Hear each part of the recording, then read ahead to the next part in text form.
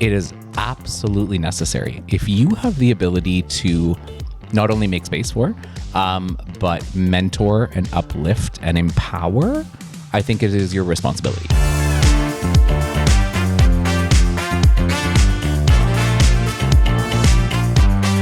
It is important to acknowledge the things that are a piece of us, but not all of us. We are all human beings, right? And I've learned so much about colonialism and about my white privilege and about all of the things that I can undo and be better at.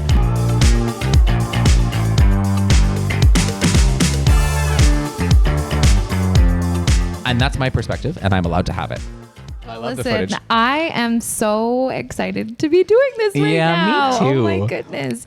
Daniel, do the Daniel. Hi. Hi. Welcome to the All of You podcast. Thank you. This is the podcast where we sit down with all of you and we extend the olive branch wherever we can extend it, whenever we can extend it, so that we can chat about what it's like being a human in today's society when we are trying to navigate Millennial and Gen Z challenges that maybe we never, ever in our wildest dreams thought that we would be facing. But here we are in the thick of it. And so my name is Shannon, and I am your host. I am joined by my co-host. Hi.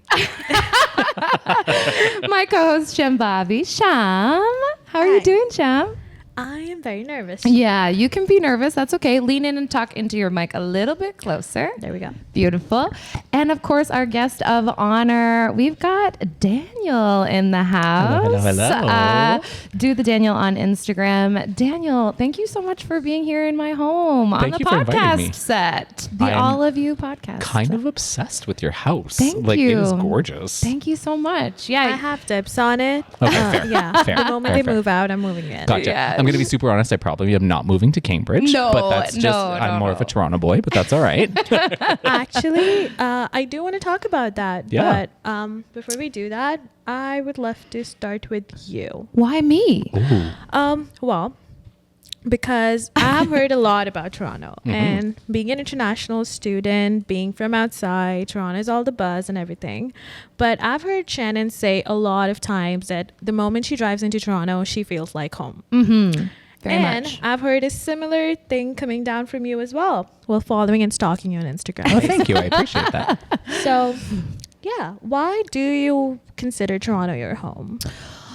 Oh, wow. That's a really good question. And I think it's very timely because we just came off of Pride weekend in Toronto. I hadn't done Pride in 150 years. So probably, no, not 150 years, but probably Back in my day when I was partying the streets of Toronto. Yeah, it's probably been like 7 years since I did a Pride weekend. So that was really fun for me. But I very vividly remember saying that to you, saying like when I see the skyline, I don't even feel the same way when I go into the hometown that I grew up in. Like Toronto was my life for 10 years and I love the city because I have so many fond experiences and I've met so many wonderful, amazing people from the city, and I think it'll always have a piece of my heart. How do you feel about Toronto? I know you're not a born and raised Torontonian boy. I'm not. So funny enough, I'm actually from Montreal. Yeah. I was born in French Canada. Beautiful. And so you have to understand, when I was young, my parents moved a lot. So I never stayed in a city for a long period of time. So there's no one city that I call home. Toronto is where I feel most at home. I think it's where my career started. It's where some of my greatest relationships started. It's where most of my friends are. And I like the energy of the city. It is very palpable. I'm currently living in between Ottawa and Toronto, and it is night and day. Ottawa is a lovely city, but definitely not the pace that I'm used to. So I think it's just the energy. It's getting on the TTC. It's getting like a beef patty at Bathurst subway station. Yeah. Like those are iconic. Yes, right? absolutely. And experiences that like I can speak. I'm on the northwest side of the street. Like I know what that means. I know. Right? When you emerge from the subway, it's like, oh, I know where the CN Tower is, so I know that this is south. Like I have to agree with you on the sentiment of like the energy being palpable. I just feel like there's a buzz about the city where, you know, there's a lot of energy and everybody's got their own sort of agenda and where they got to be and where they got to go. I mean, we experienced, obviously that was wild at Yonge and Dundas Square where, you know, we were like hyper, I don't even know what you would call that, but like there was so many people. And I think that was the thing for me. I was there for about 10 years. And when I first moved there, the congestion wasn't so bad. Oh God. Now I find the whole congestion city is under construction right now. Everything everywhere. Can't go east west, can't go north south, can't go anywhere It's without nuts. construction. It's crazy. It's absolutely and also, nuts. I can appreciate the bike lanes. Don't get me wrong. I'm all for like greener decisions. Not every street in Toronto needs a bike lane. Oh my! Why is goodness that a thing me. now? Yeah, we Or really two? struggled. There was a guy, a young guy in a wheelchair, and we were at Yonge and Dundas trying to get to wherever we were trying to get, but there were so many people. We were literally, I was almost feeling started so. fist fighting everybody. Yeah, you were ready to throw bows. You were trying I to get a this. lot of fist fight energy I was from like, you. yeah. You were trying to Absolutely. get Yeah. this guy with this wheelchair through this mob of people Yeah. coming off of the Pride Parade. Anyway, it was something, but it wasn't like that when I first moved there. I mean, that is an exception to the rule, though, Of right? course. That's, I mean, a million people come to the city core for the Yes. Pride Parade. So, Yeah, like, yeah, yeah. that is something that happens. That's a number. Like, that's logistically a real thing. It's kind of like if you're down on the waterfront after a Jays game. Oh, yeah, or a concert lets out, or- or like simultaneously both. Yeah. Chaos. Leafs game and a Beyonce concert or some crazy thing Yeah. happening on the same night. Yeah. So I do want to mention, I just kind of off the top of my head can say that you guys are kind of from completely different industries, right? You're from very much media different industries. and health, like so different, but you're able to find a common ground in Toronto. Is it something to do with the community, the people? What is it? Like, I'll let you take this one. I think I know what I would say, but what do you think? So, you know what? I think industry is an important part of who I am, but I like to think it's not all that I am. Even our connection, how we met, I was speaking on a panel that you attended, and we talked in the elevator before the panel, and because you seemed receptive to the idea of a fun joke, right? And you commented on my nails and Matching your phone case, and that's then right. you said your car matched, and I said me too. Oh, I loved it. Green pants, See? And green like- phone case, but green like, car. Yeah. That to me is very Toronto. Yeah. The opportunity to just sort of click with somebody, and it could just be a haphazard meeting that never leads to anything. But I think because there's so many people, there's more opportunity for that. That's what I like to think. I mean, do I think we would ever cross paths professionally if it wasn't for this podcast? Probably not. Or that panel. That event that I attended, I had probably never attended an event like that ever. it was very out of our comfort zone. Very would much say. out of our Yeah. comfort zone. Yeah. So I guess my counter question would be, like, did you connect with any other entrepreneurs who attended that panel and have stayed connected? Because that is a better question for me, right? Like, well, I mean, you, of course. And then Skip Dillard sat at our table with us, which was really cool. He was a very fascinating guy. icon, that man. He didn't even really wasn't so interested in talking to us about business. He wanted to know about us as humans. I felt like he was very interested in knowing about your education history and travel. He was very fascinating. And so we exchanged socials, but I wouldn't say that we've messaged each other or anything, No. but we're on You socials. should. He's very responsive, actually. Yeah? Yeah, Okay. he's very nice. We were actually just discussing about international students and stuff like that. We were explaining about what Olive Branch Mentorship Oh, yeah. was. I mean, the reason we're all here, actually. Yeah, But and he was fascinated by it because I think the guy's really well traveled and he had so much experience. And he also told me I should lead a cult. oh, yeah. We did talk about Yeah. cult No, that's leadership. an interesting segue, isn't it? And we went right into that one. Right into that. I'm going to need some context, if possible. Well, I'll let you take this one, Jim. I think it was just the concept of what we were explaining about Olive Branch Mentorship and what it is and how we feel like it's a community. it's a community. Yeah. And yeah. I think that's why Toronto was one question that I asked you guys, was because the sense of community, especially coming from me as an international student, it's so important. I think that is that is the first thing a person chases the moment they go out of their, safe space and comfort zone. And to be able to find a safe space in a community in such a big hassle bustle city, it's so unique and so special. I lived at Isabella and Yonge. So That's do you know way where? too funny. I lived on Isabella Shut at the front church. door. I'm not even kidding. Stop it. Yeah. What number? I was 40. 89, I think. I know 89. Yeah, that round Oh my tower. goodness. Weird tower. But that was my hood for like 8 years. I lived at Yonge and Eglinton for a brief blip, and then I lived at 555 Sherbourne. Okay. For a brief blip. Yeah, I was gonna say that should be brief. Yeah, it was brief. It was only a year. It was only a year lease, and then I lived at Isabella and Young, and that apartment was my life. But for me, living so close to the village, I would stumble home from the bar, but I never felt unsafe. It was like the ladies of the night, Yeah. Hooker Harveys. Yeah, Hooker Harveys. A burger and a blowjob, right? You know what? Yeah. Whatever pays the bills. Sex work is work, ladies and gentlemen. Sex work is work. That's right. It is. That is something I actually felt. So this was my first Pride ever. I have been to a Pride parade in Bangalore, India, but I would say the energy was completely different. Yeah. Back home, it was more like, it felt more of a protest still. Yeah.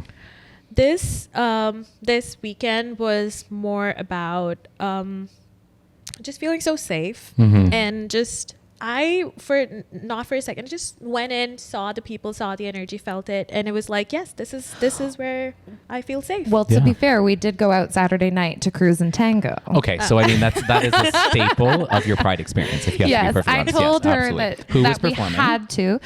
Big Titty Bitch. Yeah, love it. And then there was like a Lady Gaga impersonator who came out with an alien head thing. I'm here for it. It was amazing. Yes. She was actually in the Pride parade too. Okay. Oh, Yeah. I didn't notice her. And then there was one other, I don't remember what their names were, but they were all fabulous. I think by the time we went in there, they were all so tired. They're like, get out. Yeah, they were like, Yeah, most drag queens by like the night before the parade are like, they're working on their 7th day in a row, and it's usually 5 shows a day, and it's word. intense. It's Yeah. a They lot. were tired. Yeah. But Yeah. we were just enthralled, and I had the time of my life, because I remember years ago, like, we partied in the back room at Cruise and Tango. Okay, well, we don't need to tell everybody all of our dirty secrets. We don't need to. We don't need to But talk about this is- that. Do you remember me saying, like, there's Yes. levels to this? We're gonna stay in the main. Yeah, we're gonna don't- stay in the main level. Yeah, especially for our I first tried- Pride. Let's just leave it at I that. tried Definitely. so hard to try and go in there, but every time I would try to step back, something awesome would start happening on the stairs. Okay, I'm gonna go back. I'm sorry. Yeah, Pride it's like an onion, right? And I love, thank you for sharing that about back home. I think it's interesting now because there's sort of 2 versions, right? Pride was a protest. It is very important for us to always acknowledge that and the history of the queer community. And that still exists, right? There are counter protests and counter Pride parade moment. Wasn't there a protest? There was. Yeah. I think there's space for both. There's an extremely commercial side to Pride. There's rainbow washing and performative marketing and all of those sorts of things that unfortunately come with the world that we live in and consumerism. It's nice to have allies, but like the gay community always jokes around that July 1st, you watch everybody rip the rainbows off their logos, right? Like it's very like 1201. That's it. Cinderella moment. We're going right back.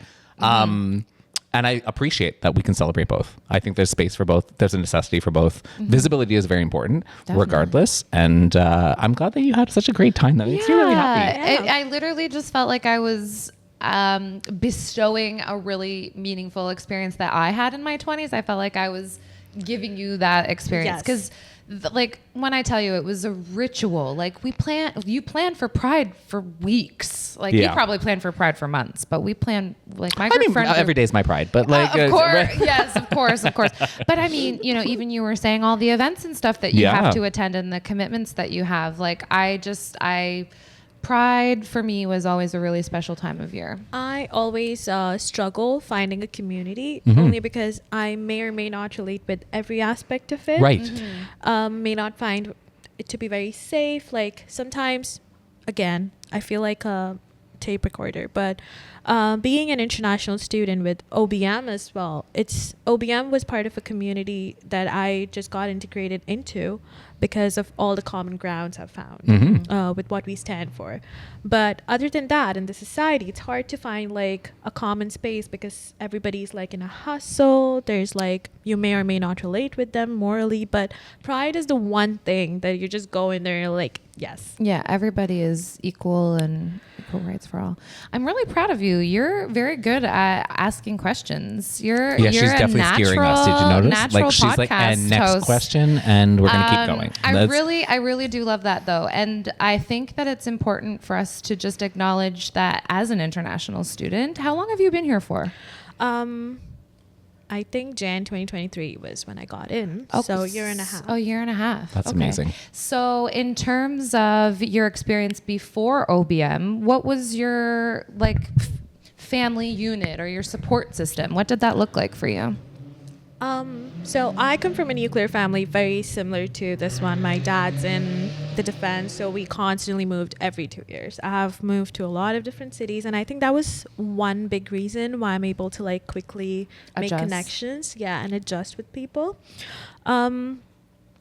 However, like my most prominent and impressionable years, I was mostly away from family with college and stuff. But it wasn't, I was always feeling a little bit detached from my friend groups. And I had really good friends, like soulmates, may I say, from back home, like friends. But as a community, as a group, it was very hard for me to relate with them. And I think that was one reason why I was very clear that I wanted to be, you know, in a different space. And Canada has always had, honestly, on a global scale, Canada is a very inclusive country with like, it's just very there. And that was one reason I decided that I want to move to Canada. And I understand, like, you guys have moved a lot too. Like, I know you have traveled a lot. I've traveled a lot. I haven't moved a lot necessarily. Like, well, I mean, moved house, but in terms of city, I would say the biggest transition was from Sarnia to Windsor and then Windsor to Toronto. But then I was in Toronto for such a long time. But yeah, I've never relocated my entire life to another country. Have you ever done that? No, I had the opportunity to when I was in my 20s, and I don't live in regret. I don't believe in regret. I think it's a horrible thing. Yeah. But I could have had a very different life. Where would you have gone? London, England. Stop it. Yeah, my two girlfriends just like packed their life up and moved to London, England, and I followed along.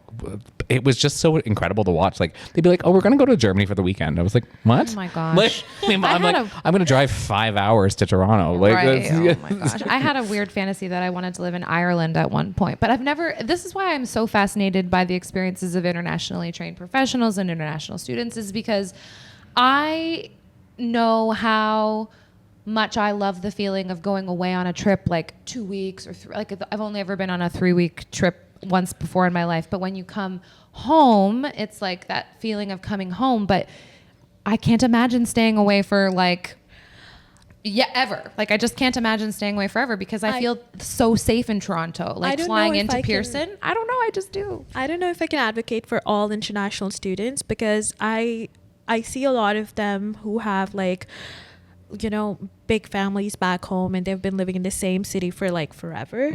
My case was not that. I was moving constantly, so I couldn't really call a city my place. But again, I stayed and did my undergrad from Bangalore, which is kind of like a metro city. It's a big city, similar to Toronto. I always say that.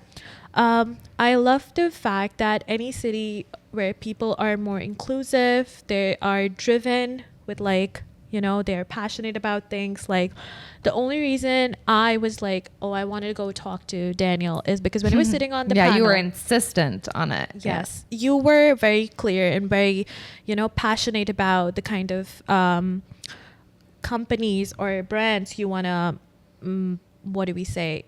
Associate with? Yeah. I don't know what the right word is. The whole conversation was so passionate. And the same case as with Shannon, because I was able to relate to her on a level that she's really passionate about something. And I think I see that in big cities a lot, especially Toronto and Bangalore that I call home. So I do have a question about that though. Like talking about brands and representing yourself on social media, especially with like being professional and being authentic, how do you create that division? Like how are you able to that's a good question. Differentiate your authenticity from like being professional or what the brand demands?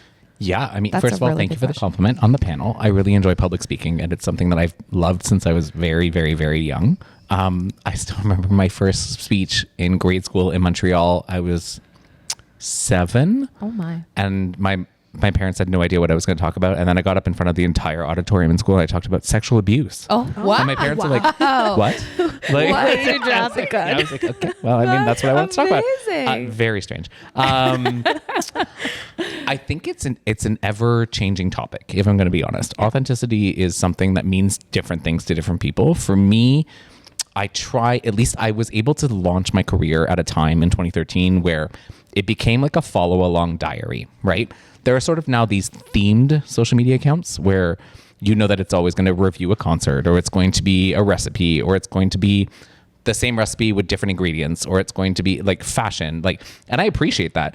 I always lived more of a lifestyle perspective. So it was a come along with me as I go through life and my relationship changes and my housing changes in the cities I'm traveling to. And I've always tried to find things that complement who I am as a person. Mm-hmm. Has it always been that way? No, it's very seductive when you reach a certain level of achievement, shall we say, because more brands want to work with you. So then it's my shoes are paid, my clothing's paid, my hair is paid, my trip is paid, my hotel's paid. And it's like you lose a little bit of your voice in that. So I think it's always finding that balance and being aligned with brands that speak to who you are as well. Because I say no to a lot of things. Mm-hmm. Like a lot of things I just don't want to represent. Like it's an uncomfortable subject matter and I don't want to sort of breach into that. Or I don't represent that community or that experience and I can't speak for it. Mm-hmm. Right? Yeah. Like I had to call you the other day because I was like, this company wants me to do this thing in a magazine. Super strange. And I don't know what I was thinking, but I think it was the title that they were calling it or something that was so appealing. And I'm thinking, I am so outside of my comfort zone. How long have you been in what do we call it? The industry? Yeah. So I've been a member of the media. We'll say that because back when I launched, I was deemed the title for bloggers or content creators or whatever they're called nowadays. Don't call people influencers anymore, please. It's like a slur. Yeah. I started in 2013, so it's been 11 years. Wow, actually. 11 years. Yeah, okay. Which is a long fucking time. Yeah, that is. I mean, especially considering like YouTube only. I mean, how long has it been? 20 years YouTube's been around? I'm not Google? on that platform. I don't know. Anyways, but I have no idea. I'm 23. Yeah, it probably was created before you were born. Let me just go ahead and die. That almost sounded like a hate speech. I was like, I think that was an 2005 was when YouTube came. Okay. That's a voice that's just chiming in that we haven't even introduced yet. I'm going to just take a quick moment to shout out to my boy, Dan. Another Dan. Danny Mac, Double Daniel Dans. McQuillan, Double Dan, Sham and Shan. I wasn't supposed to say that, but I did because I like alliteration. She's been saying it all day, actually. Yeah. So it's Dan, my man, it's so nice to be here with you, a lifelong friend of mine. We've known each other since like grade 7, and I'm just so happy to have him here helping us out with They are production. constantly competing on who's going to be the crazier one today. Well, not the most crazy. It's more scatterbrained or chaotic, I think, is the... I think between the three of us, we've got it covered. I think we're in a good place. Yeah. All of the dynamics. Shen's the only one that's organized in this whole thing. She's the only one keeping us on and she target. taught us the TikTok heart fingers today. So there we go. We've learned so much. I do have a question following up on Please that. follow up. Talk a little bit closer to your mic too, because sometimes you fade away from me. This mic. There you go. You're in healthcare. Mm-hmm. You've been in healthcare for a while. I know. I think that's an age joke again. I just want you to know that she keeps really just jabbing those in. Just a few minutes. I'm not trying to. But being in healthcare, and now that I and most of our OBM members are incorporating into healthcare as well, I think you have a shared experience with finding it difficult to be authentic in yourself amongst those regulations and all of that. Yeah. What about that? I do struggle. I have struggled significantly in my professional life because when I find that there's a disconnect between myself and the culture of the organization, or a disconnect between myself and my boss, if I find myself not respecting those things or not feeling aligned, then I immediately want to pull the escape button. And I don't want to stay. Like, for example, I worked for an employer and somebody was promoted that I had a really hard time wrapping my brain around the fact that they were going to be in this position. And it gave me an icky feeling. Like it just gave me a really icky feeling. And I didn't care that I was leaving my role to move on. Like I didn't care what that looked like logistically or on LinkedIn or whatever. I didn't care. I had only been there for a year, but I just couldn't see myself aligning with that organization any longer.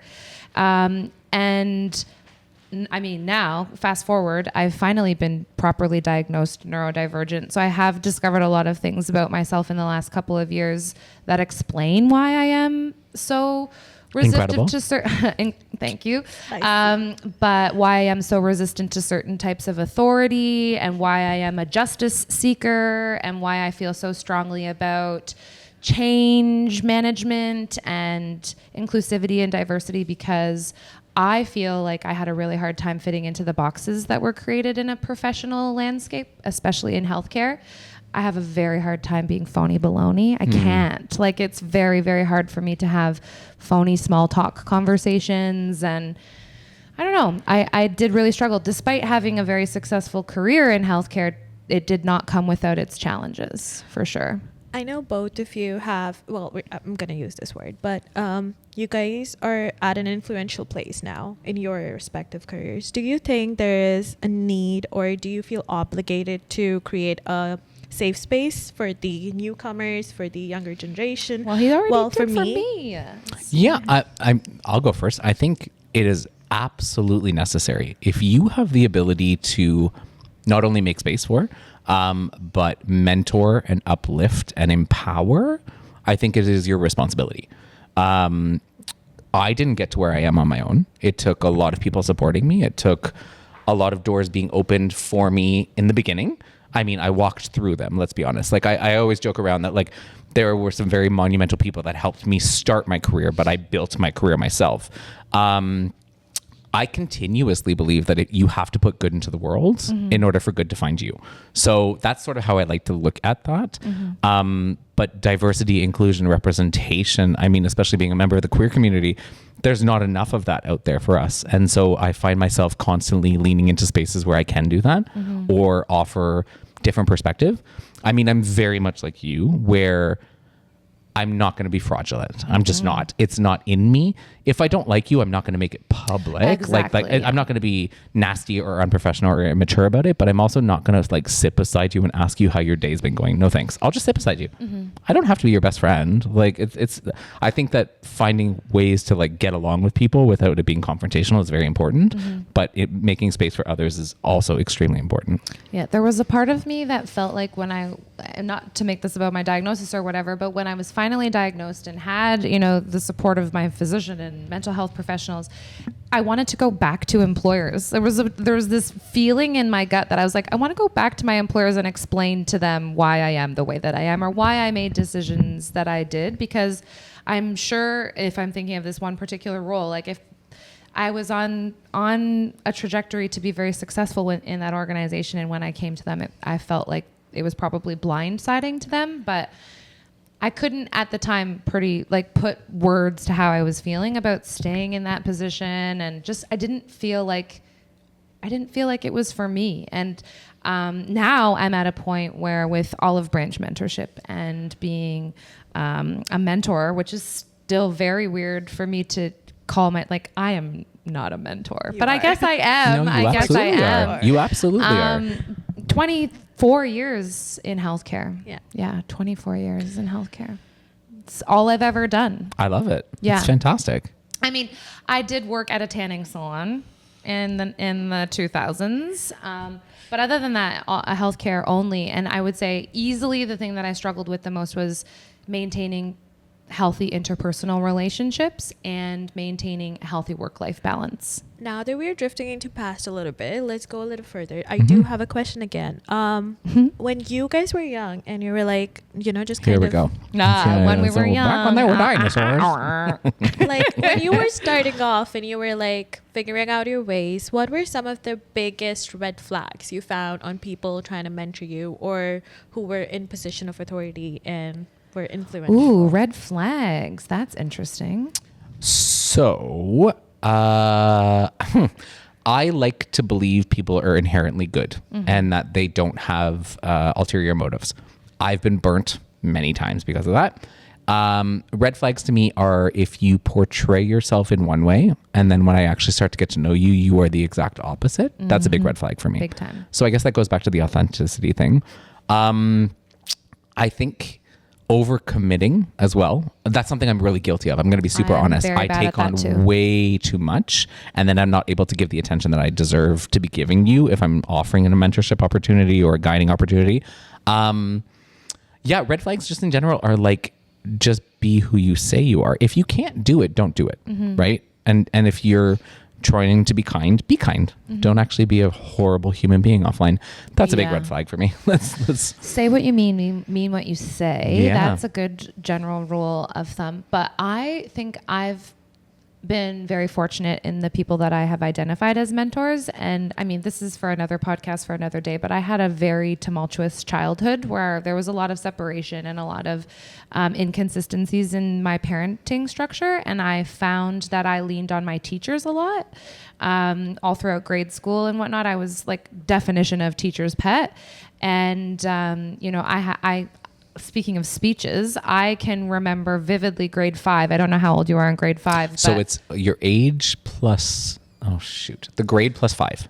So grade 5, you'd be 10. Oh, okay. So I was 10 years old, and we had a book report that we had to read in front of the class, but I had convinced myself that reading it wasn't going to be good enough. I had to memorize my book report. Oh boy. And, speak this book report in front of the class in grade 5. Yeah. But it was like, I got to make sure that the teacher likes me the best. And, I would hyper fixate on things. And I just remember the amount of pressure that I had created for myself to memorize this book report, and then afterwards going up to the teacher and being like, did I get an A+?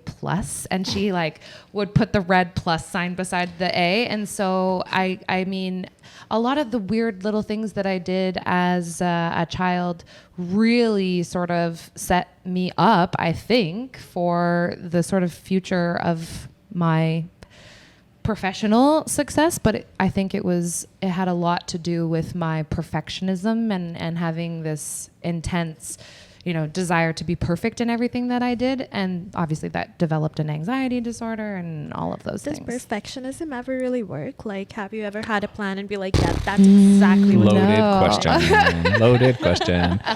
Everyone loves the idea of being a perfectionist. I don't think anybody understands how incredibly crippling it can be. For example, I mean, I still struggle with this.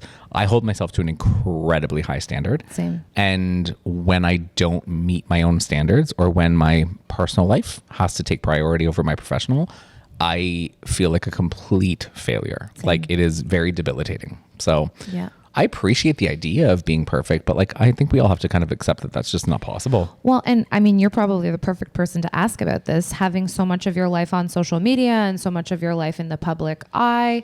How does that impact your mental health? How does that impact your imposter syndrome? How does that impact, this idea of perfectionism for you? So it's interesting because I think over the years, we have all developed a little bit more vocabulary around the idea of social media. And for a lot of us out there, and it's not to dismay this, but for a lot of us, we only share the good. And it's very easy to share the good because you want it to be this beautiful memory of what your life is. And unfortunately, that's just not what being human is. Over the years, I've made mistakes. I have overshared to the point of seeking validation from followers and readers and people that followed along with me on my career path. And I'm doing better at that. Navigating personal hardship is very, very difficult because you want to, well, at least how I'm trying to go through those moments when they arise is I want to be respectful of the situation and the people that are involved. I think there's no playbook. That's really what it comes down to. You're allowed to be human, exactly right? It. There is no rule book for this stuff. No. Social media and your followers, they're definitely your community. And now that we have started OBM as well, and things we put out there, does it ever, for me, I am very conscious of what I'm putting out there, especially in a negative sense, the bad part of my life, things that I'm struggling with, or my dating and job search and all of that stuff. Because not every day you're putting a happy picture out there. I went to Pride and everybody was like, yeah, she's living the best life. But hey, I went into work immediately after. People you had a night shift to go to. Yeah, people don't see that. So do you is it a good, and I feel responsible, it's like I don't want to put my negative emotions out there in the community, like I don't want to be able to like portray, or you need to share my struggles. And is that important? Is it important for you to put yourself out there vulnerably sometimes from a relatability and from a normalizing narrative? Yeah, where do we decide how much of the community that's a good support we question. need? That's a good question. Yeah, I mean, I think this is going to be on a person by person basis. I cannot speak for all members of the media and all content creators and all peoples on the internet. I am very, very, very vulnerable at times. I'm facing and have been facing a serious health scare, and I've been very open about it online, and it's been extremely overwhelming in my personal life. But I also know, like you were mentioning, that at a certain point of achievement and success, by doing that, there is someone that follows me that is probably going to have lived something similar that will feel more seen and be able to possibly express themselves in a better way. That's the responsibility that I take with my career. It's a lot of fun and it's a lot of fluff, and I get to do really silly, stupid things, and I love every minute of it, but I also really want to be relatable. Yeah. There are a lot of content creators that are friends of mine that don't share anything personal, and that's just what they choose. I don't think there's a right or wrong. I think it's a comfort level. I have let people into very difficult moments in my life, and I believe I will continue to do so. Just that's who I am as a person. I think if you are comfortable sharing that, great, but don't feel that there is a necessity to share it. Yes, it's like everybody defines their own tribe, and you're just be able to, you know, find like-minded people, I guess, right? Accepting like-minded people. Yeah, I mean, not to address the elephant in the room, but the internet is full of egg accounts that are going to quickly tear you down because they believe that they are empowered to do that, no matter what you share. That's my question, though. Like, when you do put your vulnerability out there, for example, you share a deep moment with OBM success or something that you've been struggling with. And I'm an emotional basket case over things. Yeah. Yeah. So I've cried on the internet. Once. Oh God, I do it regularly. Well, I'm sure it's going to happen a lot more. Well, how many people are actually out there passing you Kleenexes or like just throwing eggs at you? What is the response you guys are getting from social media right now? So obviously we operate in separate spaces, and there is an interconnectivity to us, and I appreciate that. I think it depends on the platform, at least from my experience. So as a openly member of the queer community and who loves fabulous nails and changing my style and wearing things that I'm just really comfortable with. I have a pair of pink patent leather heels that I loved wearing. Can't walk in them, but I love wearing.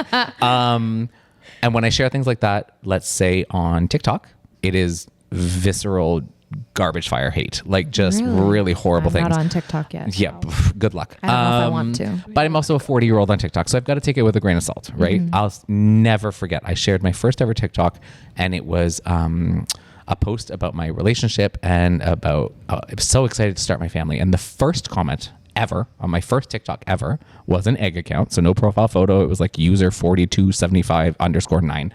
And they were like, to user 427979 if you're a good and person. they were like, I work in Canadian adoption. I will make sure you F-bombs never get a baby ever.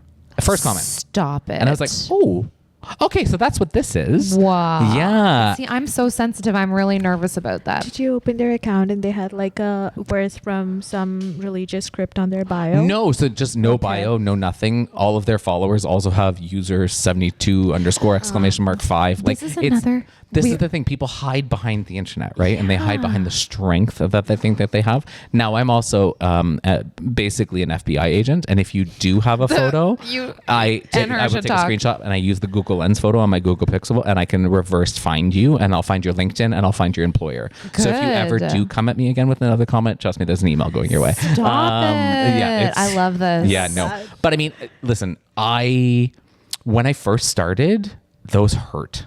And I'm going to be really honest with you. It's going to happen. Yeah. That's just the world that we live in. It's already happening, I'm sure. But as you get more comfortable on the internet and putting your opinions out there as a human being, that's what this is, right? These are opinions. These are lived experiences. I'm not an expert. I'm not a doctor. I'm not a lawyer. Like, you take it with a grain of salt.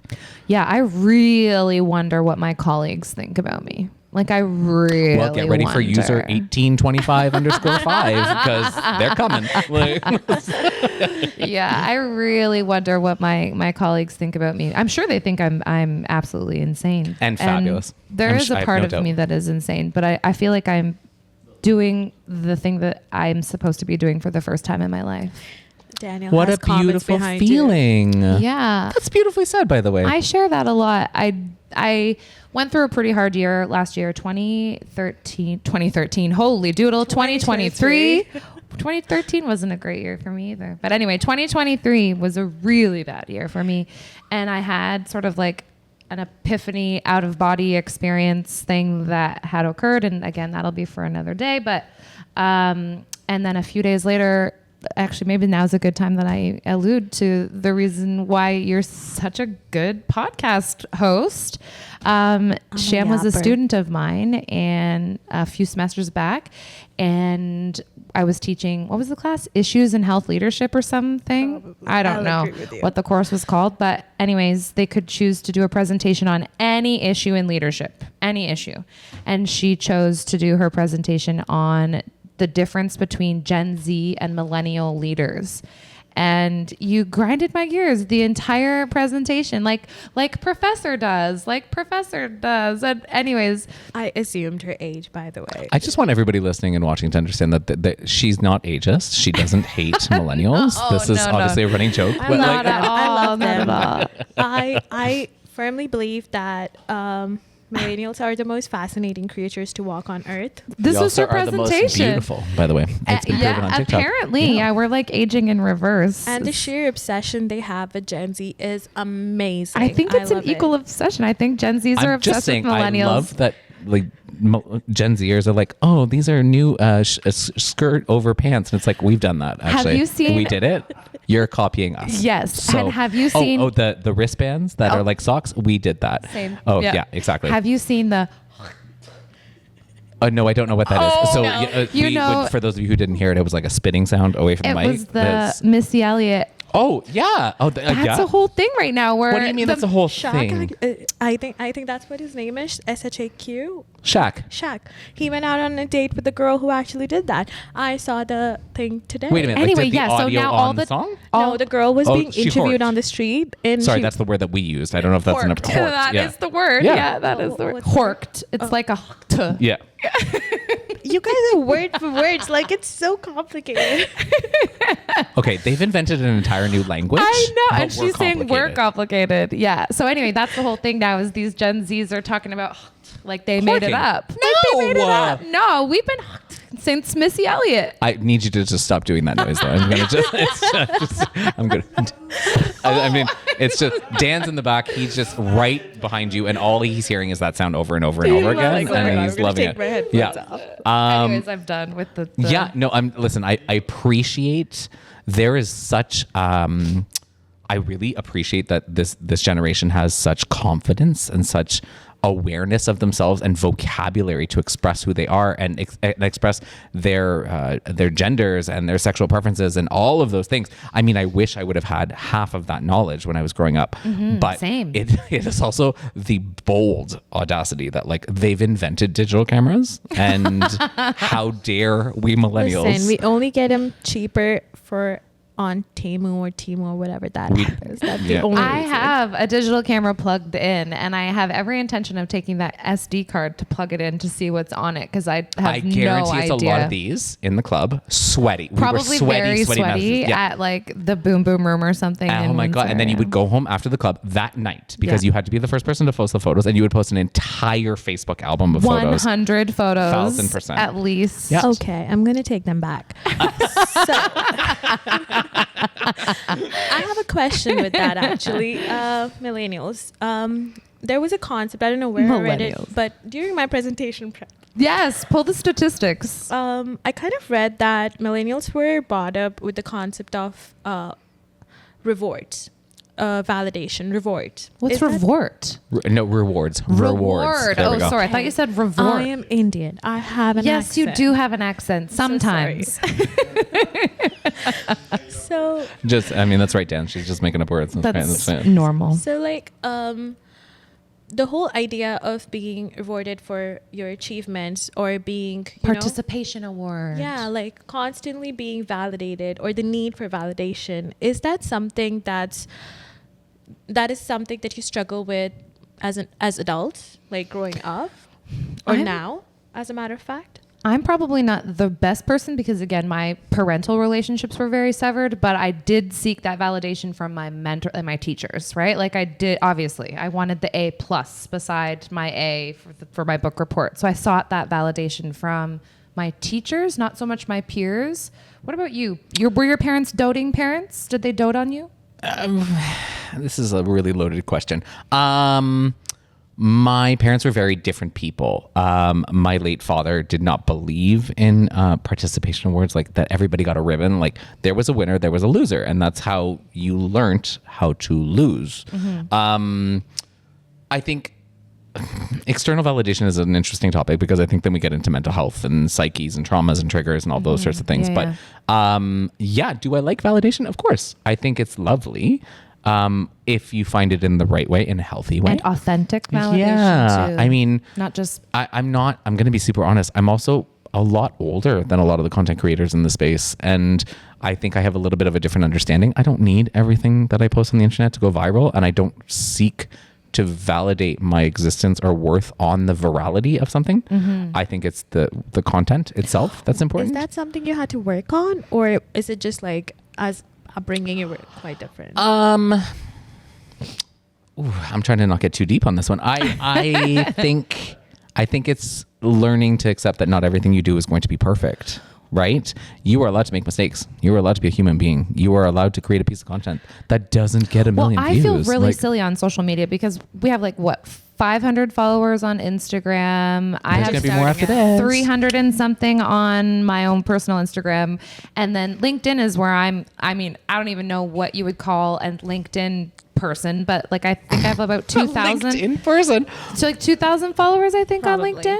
And then our OBM LinkedIn is about 300. And I feel so silly, but I get so excited about 20 likes. I get so excited I love about that though, but that's exciting. But again, I think this plays into if we're not trying to get too dark, I'm going to say this with love to your generation.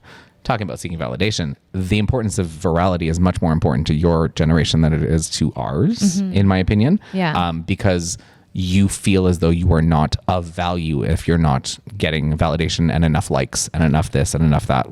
Because your generation didn't know what the Absolutely. internet was. No. It's always been there. Yeah. I don't know about you, Shannon, but I remember pre-internet. I didn't even have a cell phone until I was 23. I did okay. not. I mean, I that's have my a little- first cell phone. It's a little late. Well, That's fine. so listen, I had a pay-as-you-go phone.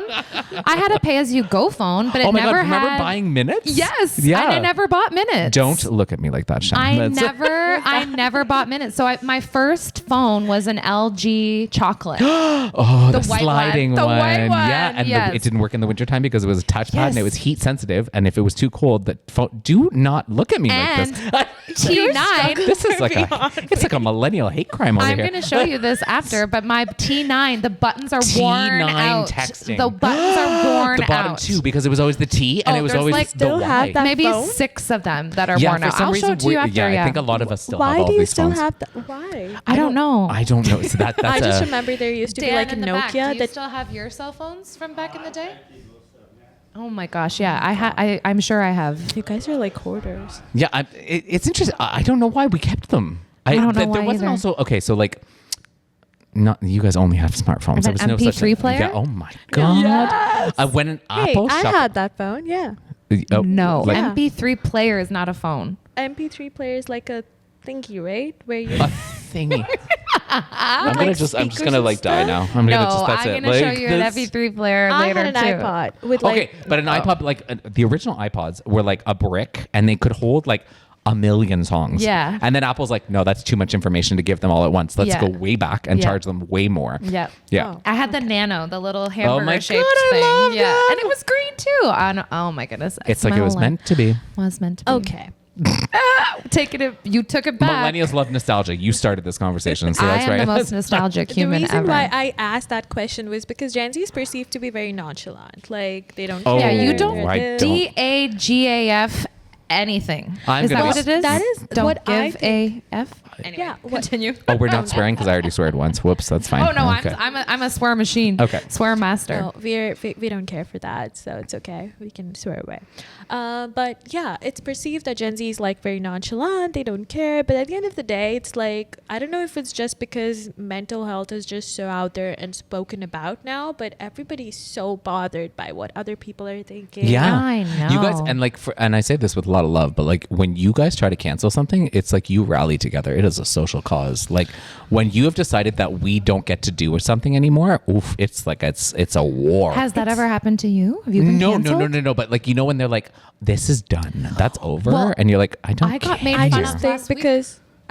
because the concept of community in Gen Z is just so strong. If you're so bored, it's like you want to cancel skinny jeans on men. Yes. Yeah, see, that's never been a thing Yes. for me. I mean, I'm sure it's been for some people my age, but like, I don't care. If that makes you happy, what does it bother you And so that's much? my mentality too about everything. That's why I do not in care. my opinion, I don't think that they don't give a fuck. I think they give all the fucks. I think Maybe it's too like, many yeah, fucks. more Too than many more fucks. than enough fucks. Yeah, we because have then too they much rally time. together. Yeah. And it's I'm going to get so much hate from my own generation, but No. I do think we have a lot of time on our hands. We have just way too much, and we are definitely not focusing on things that we need to focus on. And we are very careful about skinny jeans because they just look weird. Oh my goodness. First of all, how dare you? I know. I love a good skinny jean. Skinny jeans are fantastic. Yes. If you got great legs like I do and you wear a really good pair of skinny jeans, I'm just saying, let's. My goodness. Yeah. There's nothing like a good pair of black skinny jeans. I'm just do going to love a good pair of accept black this skinny because I'm jeans. outnumbered. Okay. She's going to book a Gen Z the next time. I just want you to know that. And you and Dan are going to be equally hilarious. matched. And it's going to be Gen Z against millennials Like, full let's force. talk. I would That's right. really like that actually. I would like that dynamic, I think. Do you think that they'll be able to sit still for this long, though, is the question? I don't know. I'm not sure. I don't know. Oh my God. I love it. Hate crime.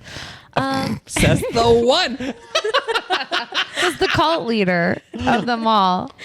We actually spoke a lot about mental health, and this is something that Shannon has been wanting to talk about for a bit now. I think so. I think mental health has always kind of been at the forefront of everything that I do, even as a teacher. I mean, I don't know if Ryan's still here, but I'll end a lot of my online lectures like, take care of yourself, do something good for yourself this week, like make sure that you practice self-care. I think that there's a part of me that almost feels like now people talk about mental health like a trendy thing, or like, do you know where I'm going with this? Yeah, Where it's like getting a mental health diagnosis is a badge of honor or something. Like I missed that, there's. Tim. What did you say? Yeah. Well, yeah. Say that again. Sorry. Belle, let's talk. Belle, let's talk. Oh, boy. I just think that there should be a fine line between Performative. Yep. And also being very sensitive to the fact that like not everybody wants to celebrate their mental illness as though it's like a viral reel or something. You know what I mean? I love this point. I think this is super important. Just because there is space to talk about a topic doesn't mean that you have to talk about the topic, right? Yeah. I am very open about it. Same. Not a lot of people are. And even though I'm going to make space for it, not everyone's going to need the space or want to take the space, right? I think we all try to really navigate what we think should happen or make other people do what we think they should do. And we just need to allow space for all. I think that's really important. I think the thing that I struggled the most with in my professional life as it relates to mental health is like, you can't call in to your employer having a mental breakdown.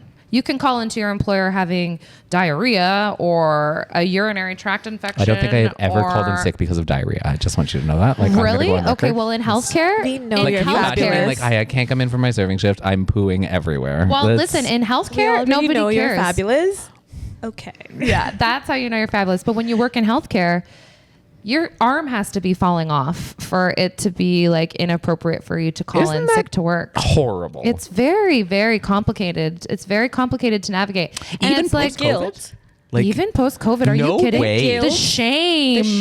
The when you guilt you call feel. in, the shame. It's sad to call in That's sick. pretty scary, actually. Yeah. Okay, so I had a question. I'm going to sidebar really fast. So Yeah. I'm terrified of the idea of residencies. I think that's really scary to me. I don't want a doctor touching me that's been awake for 3 days. I don't want that. it's- Like, I don't know about you. I've stayed awake for a couple of days straight. I was young once. And I'm not a functioning being. Why do we do this? It's so strange. Yeah. Why? It's so strange. And the worst is when you're at the hospital and you're calling radiology on call and they're not responding. And it's like, well, because now what they're do we sleeping. do? Yeah, because they've been exactly. awake for 4 days. Because they've been awake. Yeah, it's certainly something. There have definitely been times when I have, and I do not promote this. I actually talked about this on mine and your podcast, Dan, about how I would work a night shift, go and lecture, then go to another shift, and then teach a night class, and then sleep. Like, this is a common thing in healthcare. Like, why? It's such a common thing in healthcare. I'm going to talk about my experience here Okay. and not go back home. But here I work with, I work in geriatric care. Okay. And Just keep going. I'm just going to step away for a moment. it is very okay to be expected to go into a night shift followed by a day shift. I have pulled, I think, 48 hours straight with no break whatsoever. And mind you, I'm in geriatric care, so it's a constant run. I was going to say it's quite hands-on. Yes. There's a lot of necessary moving pieces to that role. But here's the thing. Being in healthcare, being part of OBM, knowing the community and the students coming in, I think it's just, we do have a lot of workforce coming in, which is the energy is not being channelized properly. Like, Gotcha. the workforce is not being utilized. Everybody's underpaid, overworked. People are trying to hire people, but they're still like, even in media now, like Yeah. I've heard a lot that people have started doing these ghost postings. Like, the job is being posted, but nobody's actually hiring. So like all of these. Yeah, I mean, the healthcare- workforce is insane right now. Like, I have friends that have been looking for jobs for literally 8 months, and it's like, that's unheard of, right? Right. Or the same job posting goes up on LinkedIn 3 times and they just don't hire anybody. Oh my I don't goodness. understand how that works. I mean, I think out of respect for the health, listen, educators and healthcare workers to me are the most important people in the world. They are all underpaid, they are all undervalued, and they are not given the praise that they deserve. I just am so concerned that we are putting these people in such a pressure cooker situation. There's no wonder why our systems are breaking.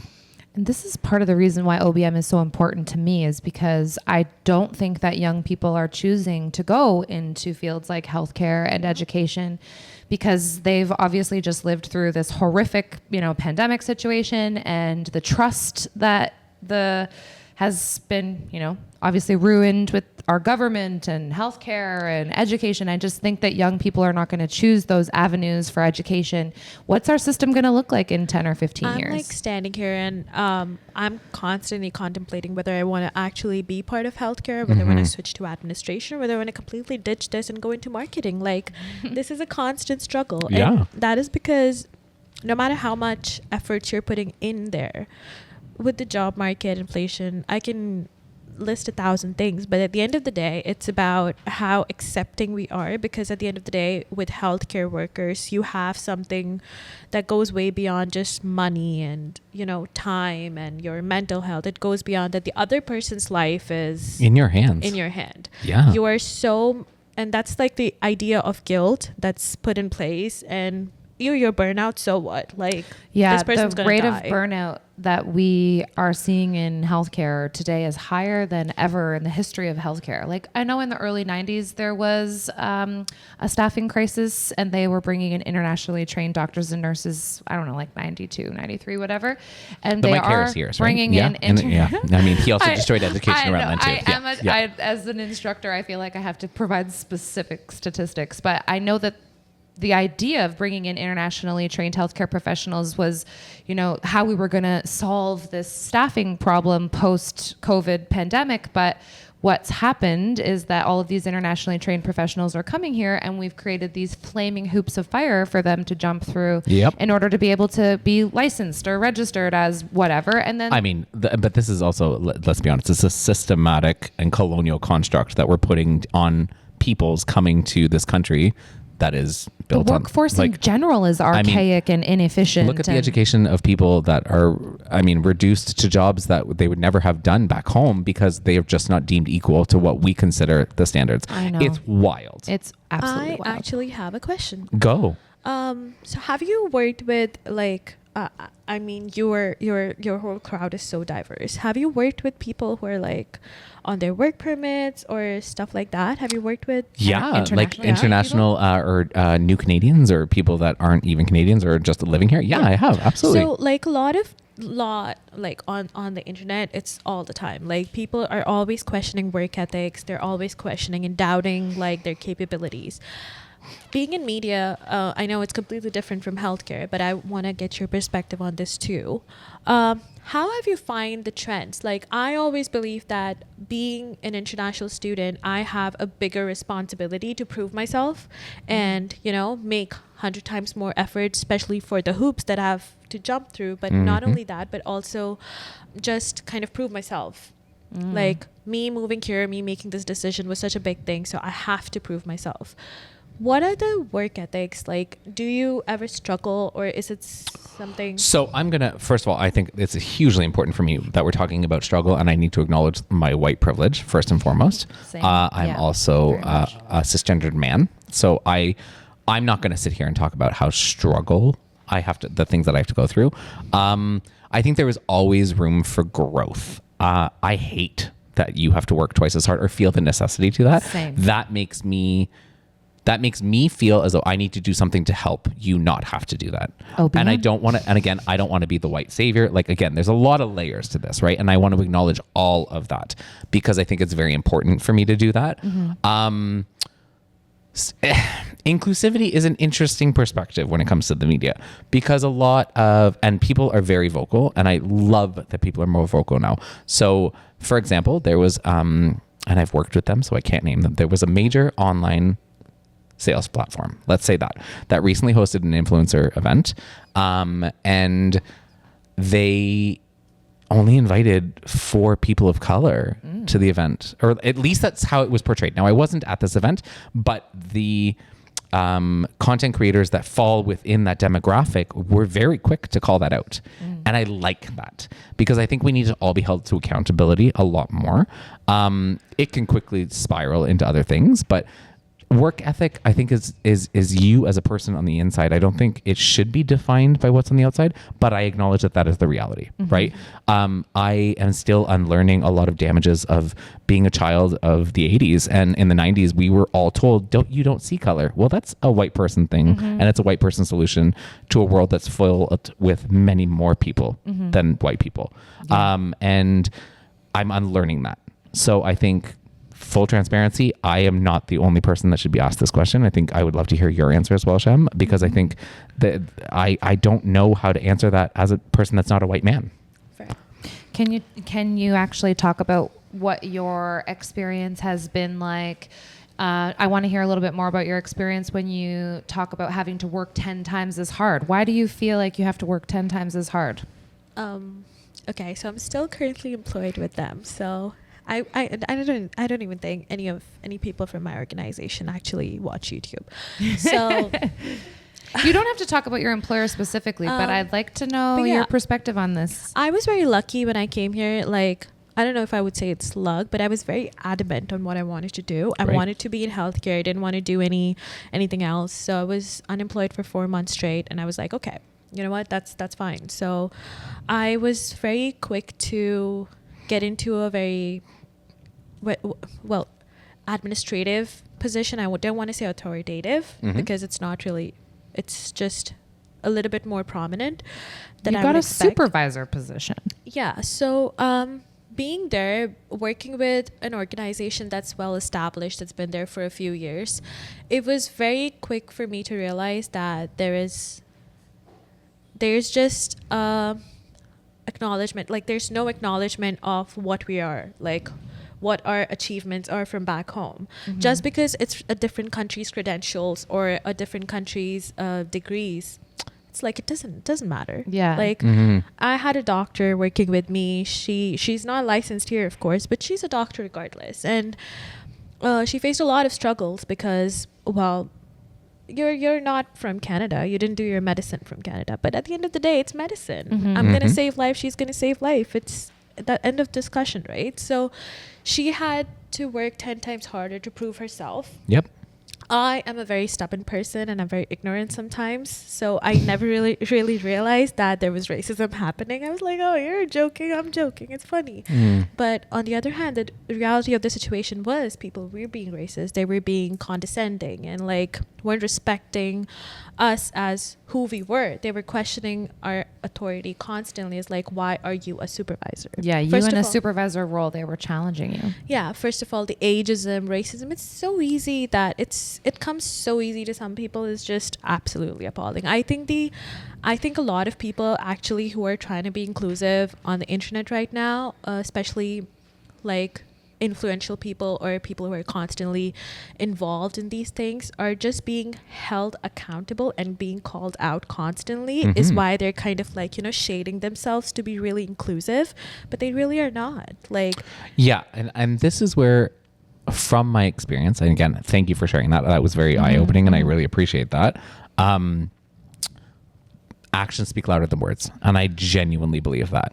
I have a friend that worked in I can't even say the industry because I don't want to sort of point a target at him, who worked in marketing very high up for a very well-established brand, and made it very clear when he left that establishment that like you can say you're inclusive, but if your board of directors is just a bunch of white men, you're not that inclusive, right? You have to make space at a table for different people's different perspectives, different thought patterns, different lived experiences, different backgrounds, different racial backgrounds. I hate saying the word ethnicity because we are all, I should say, I mean, like, or I should say, I appreciate saying ethnic backgrounds versus racial backgrounds because we're all the same race. There we go. We got there. Oh, I love that. Took me a long way to get there, but we got there.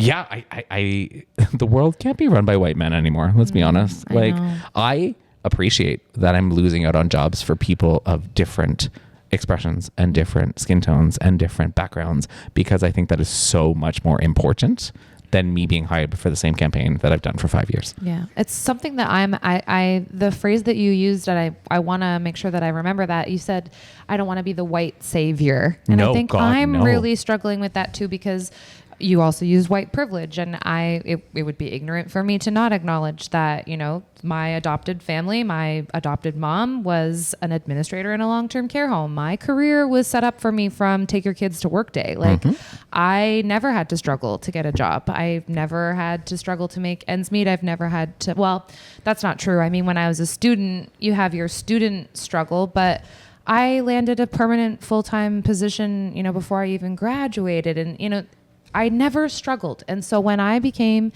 an instructor, and semester after semester after semester, I'm having students come to me, and it was literally like deja vu. Every 4 months, just a new group of people coming in and expressing these horrible situations, not only living situations, but just navigating general activities of daily living. And I'm thinking, you need a friend. Like, you need somebody that can take you under your wing and help you. Like, you need someone. And I don't even know what the correct answer is now, because I don't want to be a white savior. I don't want to be that way. Listen, I'm sorry that stuck with you, because I know hyperfixation is definitely an ADHD trait. For sure it is. 1,000%. I think there is space to do good in the world without being that. I think acknowledging white privilege is very important. Very important. I think allowing Shem to be a voice here that's just as influential and just as important is very necessary, right? Absolutely. And I have no doubt, because I've now gotten to know both of you, that like your guests will be diverse and different and of all walks of life, because that is the importance of this, right? And that's why it's called what it's called. It's called the All of You podcast for a reason, because I want all of you to have a place here. I want everyone to feel like they're included, and I want everyone to have the opportunity to speak about the things that are important to them. I have, again, a question. Yes. You guys talk We know about... who's the boss. Yes. I just want everybody to know that. That's, Literally, I'm just like along for the ride. Thank you. No, but genuine question. I have always struggled to realize that sometimes a community can be enclosing, like in the sense that they restrict you. Now, this is my personal experience. Like I said, being ignorant kind of helped me in a way that I was able to look at this situation from a perspective other than it's just racism. I was like, why are they not respecting my authority? What is it that I can improve on? However, some of my friends facing similar situations in different industries or whatever were able to collectively become a community of people with shared ethnicities and, struggles. And that kind of low-key became like a complaint box. Oh, because they're just feeding on each other's energy, the feeding on the negativity and not trying to see outside of the situation. And I think that is something that's very easy for communities to turn into. I'm sure you have faced that. Like, yeah, I mean, so most recently, funny you should say that. So most recently, obviously, it's Pride Month just ended. And as a queer content creator, it is hands down the most lucrative time of year for me, for brand work and for placements and those sorts of things. As I've transitioned slowly, because I do enjoy doing both. They both bring different value to my life. I love doing digital content, but I'm doing a lot more television right now. And that's exciting. TV is an entirely new world for me. I'm learning new rules. I'm learning new sort of codes of conduct. What's good, what's not good, what works, what doesn't work. And most recently, my producer was like, I need you to remind yourself that it's not always about being queer, right? That's one part of you. You can't lead with that because then you're going to be typecast as that. And it was an interesting observation because I think you're right. I think it is important to acknowledge the things that are a piece of us, but not all of us. We are all human beings, right? I don't speak for all queer people. That's just, I don't have all the answers, right? I'm still learning a lot about my community and how I can support them, but I don't want to be typecast, right? I don't want to just be the gay this, gay that, gay this, gay that, because I'm also a lot more than just gay, right? Yeah. I'm Of course. I'm just so yes, do I think communities can sometimes have negative connotations? Absolutely. I also think negative is very easy to fall into. And that's a personal struggle. That goes back to mental health. It goes back to self-worth, external validation, all of those factors that we've been talking about. I think all of that plays into it. And having a healthy understanding of who you are and that you're going to always be changing and evolving and that those things can really help you grow. Yeah. Right. Well, we've talked about how I'm really struggling with being the face of Olive Branch mentorship. Yeah, like, I know. We had this conversation at the panel night. Yeah, we did. Yeah. Because I'm like, I don't want to be the face. I don't feel like this is about me. Olive Branch mentorship wasn't created for me. Olive Branch mentorship was created for all of you. So it's like, how do I love the branding so much.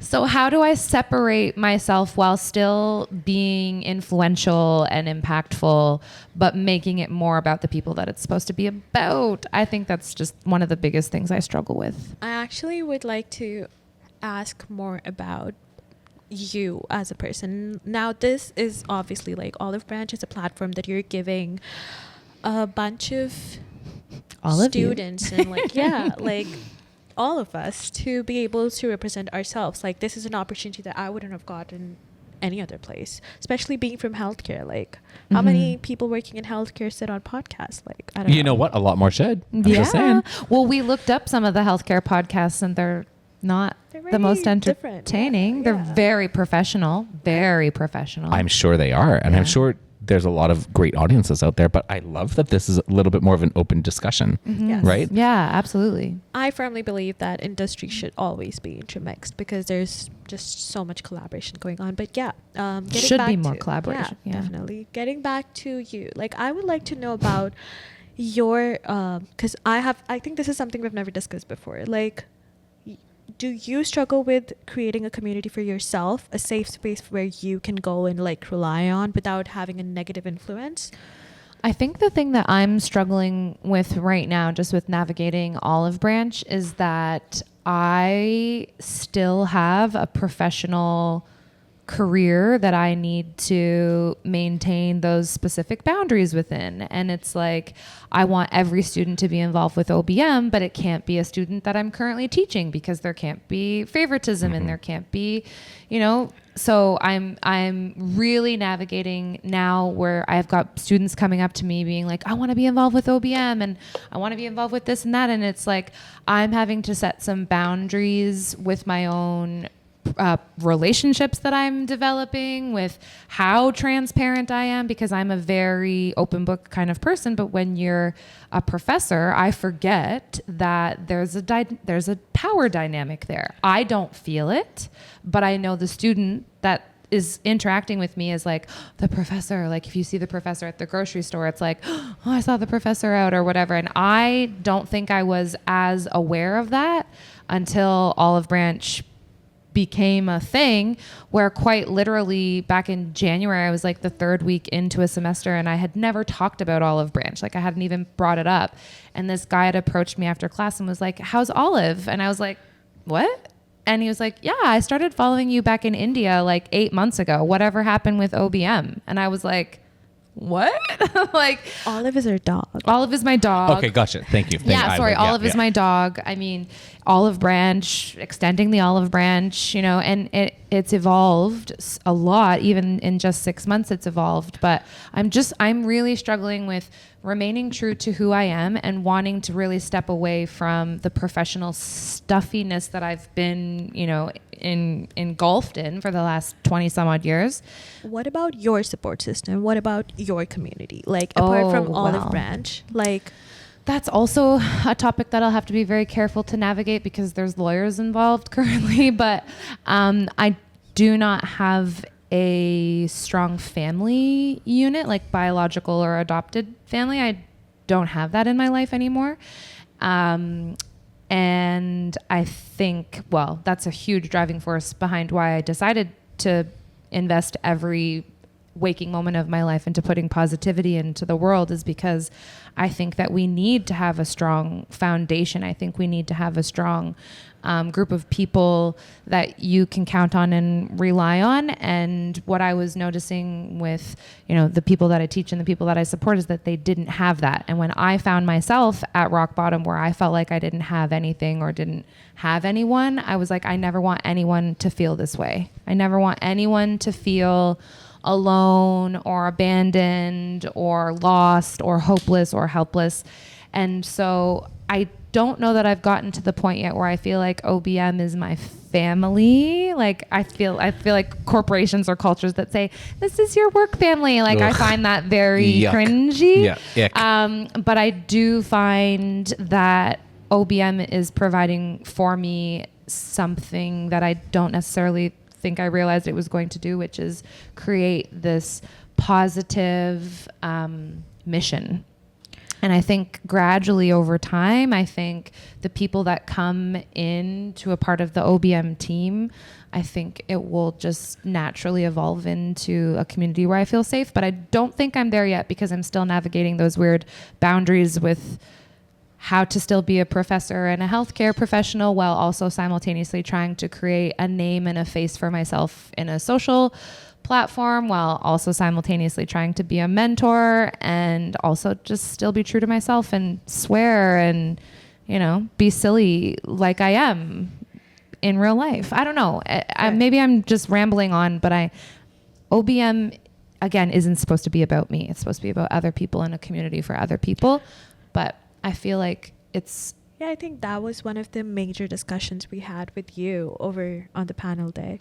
About her being the face of it as a representation platform, but not really portraying a negative we talked a lot about that representation to the community, because the safe space versus the constant struggles, it becomes so negative. I think that is one reason I always find it so hard to find a community for myself. Like, being here was so easy for me to get into a group of people who are just maybe sharing the same ethnicities or just from healthcare, but it was never a fine fit. Like, I never felt comfortable enough to share my struggles because it was always negative. How do you feel OBM is helping you with finding community, or is it helping you with finding community? I think I've been able to navigate my creative juices into the space, which is something that I usually feel the most comfortable in, being able to explore different things and ideas and meet amazing people. That is something that I really find comfort in, and I think OBM has been that platform for me. So this is definitely a community that I, with no question, cherish. But other than that, like, I would always be intrigued to know, like, are other volunteers and other community members who are seeking mentorship actively from OBM, what they feel like. Definitely. That's a great question. Yeah, mentorship is, I also really feel strongly about mentorship and not coaching, because I think that mentorship is more about a friendship, whereas I think a coach is more like giving you a structured sort of thing that you're supposed like to do. playbook. A playbook, exactly. Whereas with mentorship, I feel like it needs to be more interpersonal, as well as interprofessional, as well as intergenerational, as well as, you know, all of those dynamic things. And in the community, like, let's just say in the media community, do you find it hard to seek mentorship right now? Is it still a place where you're doing it? Well, sorry to interrupt. No, I please. feel like he's at a position now where he's a mentor. Like, I leaned on you last week because I was like, who the hell else do I talk to about this fucking shit? Like, I don't know what I'm doing. Yeah. I mean, I can't speak for all media members. From my experience, there's definitely a level of competitiveness. I'm going to be fully transparent, especially the more you achieve. So, for example, this year has been an interesting one in content because a lot of brands and budgets have changed and there seems to be fewer opportunities. Now, that being said, I think that is all about your mindset, right? Because I position myself like lifestyle. If I'm a little lean on, let's say, food partners, I'll lean in on a travel partner and I'll balance myself out that way. Because at the end of the day, I do have bills to pay. I have financial responsibilities. It is very important for me to continue towards saving to start my family. Like, these are all goals of mine that can't just stop. And I can never go back to an office job ever. Have you worked an office job? What's that? Have you worked an office job? Oh God, yeah. Yeah, And I a worked, server. Yeah. And Wow. no, I was just saying this to Ryan, actually. I've had more jobs than I can remember. I ran an environmental protection agency.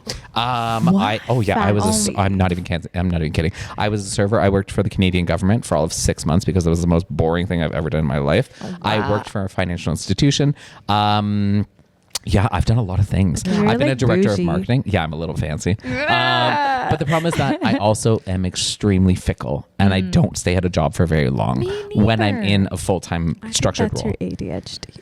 Well, it is, and yeah, it's a justice seeking mission for me. It's like, if I get to the point in my career where I feel like I've solved all the problems and now I'm just doing the same thing every Boring. day. No, thank you. Bye-bye. I came in, I fixed it, I cleaned it up. I'm good to go now. Thank you. Yeah, I mean, from an interpersonal perspective, it's not always the most stable feeling to be a part of my life when I do things like that because I'm very brash and I can just be like, I'm done. Yeah.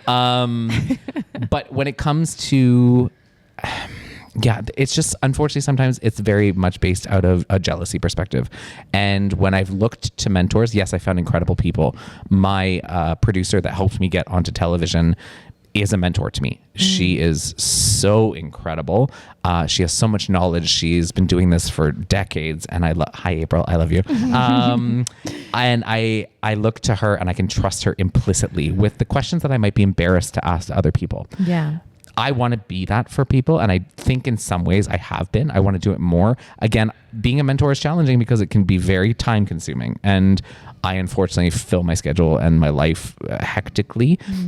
But are mentors as available as you think? Unfortunately, no. There's a lot of people that are gatekeepers because they feel like if they give you the information, you'll take away from them. And I think being a mentor, you have to be comfortable that that might be a possibility. It's very real in healthcare too, by the way. Like, the glass ceiling in healthcare is very real. And the competition, especially amongst, well, because healthcare is predominantly female, except for in executive leadership. It's a lot of white men in executive leadership. Problem and then with the world. I don't know Just how saying. I have a question. Like, how do they No, even Dan, get that's there? we don't I don't cheer. know. We I don't don't cheer for know. white men. But That's- and I've had many bosses in my life where Poor I've dad. felt like opportunities were not created for me because of jealousy or because everybody would say, well, it sounds like she's threatened by you. And it's like, why is she threatened by me? Like, I don't. Oh, and we love to do that in society, right? Pit women against women. Like, it's just Yeah, in inherent. healthcare? And that's a patriarchal colonial concept, by the way, that's how you keep people down. This is a whole culture in healthcare. It's a whole Yikes. culture in healthcare. Yeah. It's I love the whole concept of ignorance is bliss, because the more Oh yeah, that's the very real. yeah, like the more ignorant you are, you're just like, oh well, yeah, oh, never happened.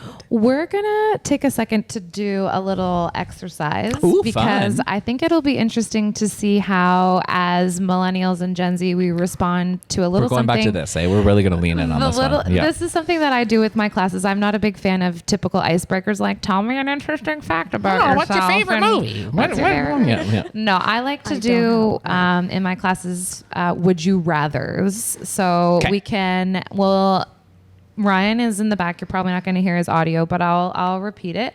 And we're going to do a couple would you rathers and see if we're all on the same page with some of these. Now, I have no idea what they are. I have no idea what he's picked. I hope they're dirty. I hope they're a little bit racy, It's going to be like, what's your favorite? Watch. That's going to be exactly.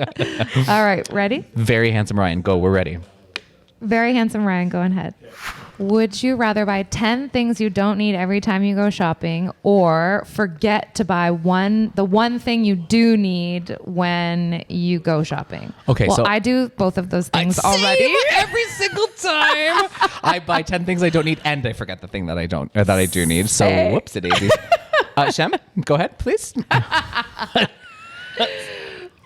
Forget the thing or buy the thing? Buy the things. The plural. 10 things. Okay. 10 things or one thing? You'd do the 10 things? I think I would go forget the one thing. You'd forget the one thing. I Yeah, you know what? almost Yeah, always, so I'm yeah. on my I'm in my saving era right now. I'm doing my very best.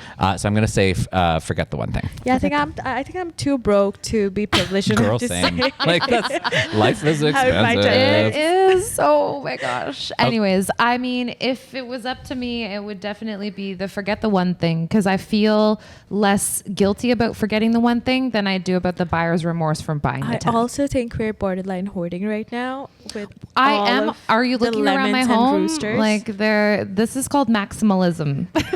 Okay, Dan, what about you? Dan. Yeah. Oh boy. One? The one? Okay, good. We're all on We're the same. unanimous. We're all Okay, on I the like same. this. Okay. I like this. We did this the other night, and the girl that I was doing this with, we didn't answer any of them the same. We were the opposite on everyone. Okay, next one. Oh, so take back anything that you say. So like you put your foot in the mouth and you can take it back, or know all of the conversations that are being had about you. Yes. Okay, I'll go first. Yes, please. Take back anything I said. I can be pretty sharp-tongued when I get really angry and say some horrible things, and I apologize to anyone that I've ever done that to because it's not nice. I also, like, as much as we're talking about thick skin, my feelings would get way too hurt if I knew everything that was being said about me. Same. Oh my goodness. I do imagine what my colleagues in healthcare are saying about me right now online, but I don't know that I want to know because I am too sensitive. So I would maybe do the same as you. I genuinely don't care what they're saying about me, so it's not really something that it's like a waste of time. It's like whatever. You're worthless. But Wow, Their that got opinion, violent pretty quick. The opinion they might have would be worthless. Yeah, it's Dan, just- do you have an opinion on this? I think Shay will once put I was canceled since birth being a middle-aged white man, so poor guy. We're not going to play the pity card for the white man either. We're just not going to do that. We are Actually, not nope. going to. Nope. No sympathies. Take back. I like it. I like it. No, but I also like don't really say a lot of blabbered shit. But I wonder like if I swear at unconventional places and like get really drunk and I say something weird, I would like to take that back. Okay, Yeah, so we're going to go taking back, Okay. taking back for sure. So I'm we're with you unanimous that. on two. We're, Okay, yeah, wow. 2 for 2. Two for Nice. 2. Who would want to know everything that's ever said about them? That sounds psychotic. Yeah, Like, that's sociopathic level kind of things. Yeah. Oh, okay. So Okay. would you rather always be stuck in traffic but have the perfect parking spot, or what was it? never be stuck in traffic Never and be stuck find in the perfect spot. traffic. Or never be stuck in traffic but have a hard time parking. Yes. So parking or traffic? What do you pick? I will definitely say parking. I cannot stand Toronto traffic right now. I can't It's the stand worst. it either. It took me 3.5 hours to get home the other day, so I'll take parking all day. Agreed. Okay, Dan?